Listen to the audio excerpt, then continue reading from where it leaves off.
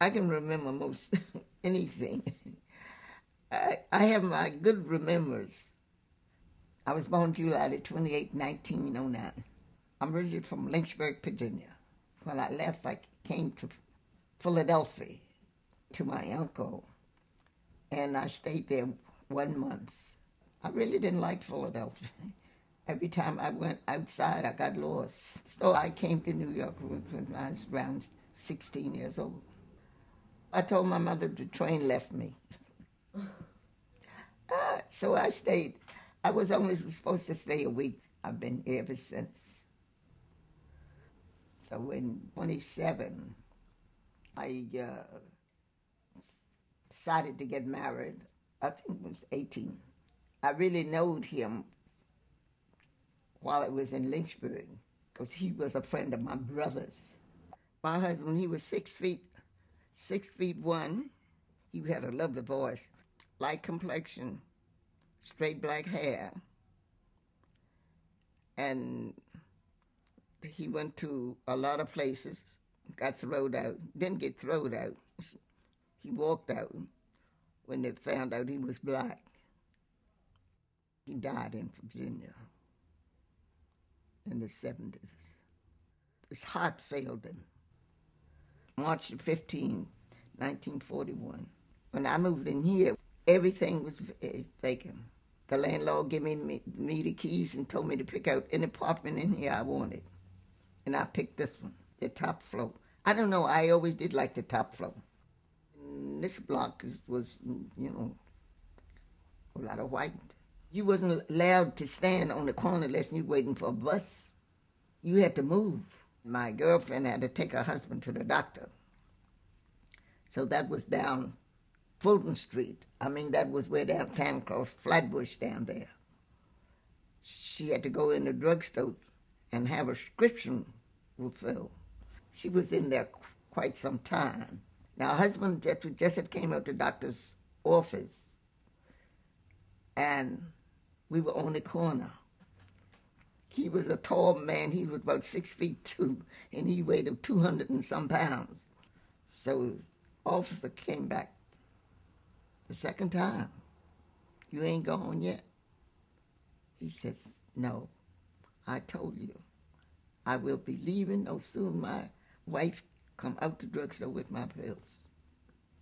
And you know, that officer came back the third time. He kind of leaned up off of me and wrote back. So, officer, this is the third time. And I explained to you why I'm on this corner. But if you come back this corner the fourth time, he said, you know what's going to happen? I'm going to take that gun off you and that stick. And I'm going to take you to the police station. So he didn't come back no more. But they were really tough on you, though, on the corner here. Around the 30s, at the time, my husband was running the, working for the apartment houses. Then he was either a doorman or either run the elevator. And he worked 2 weeks days and then 2 weeks nights. Nighttime, I didn't like to stay home. So my friends would call me over, hey, come on over. We going down to Saratoga Club tonight or something. So I would go over there. I would stay, come on. Sometimes it would be about 4:30 in the morning. So when I got home that night, this man was laying across the door. So I went back to the corner and I told the officer, I said, officer, there's a man there in the hallway. He's laying right across the door. I said, I'm scared to step over him. If I start to step, I might miss and hit him and he wake up. And I said, he might kill me there. He said, okay, don't worry. I'll walk you home. Who there? I said, what do you mean, who there? I mean, where you live at?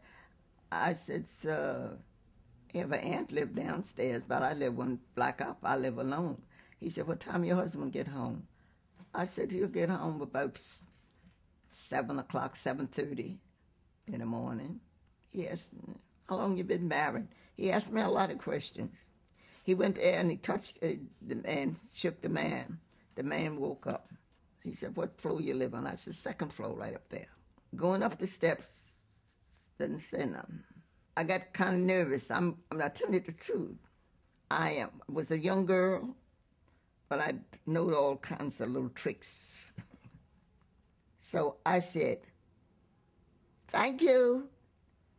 And just as I opened the door, he put his foot in the door to come in, but the dog started barking.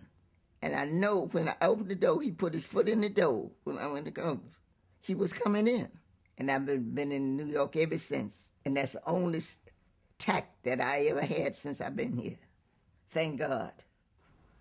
But otherwise, you didn't see so much stealing and cutting.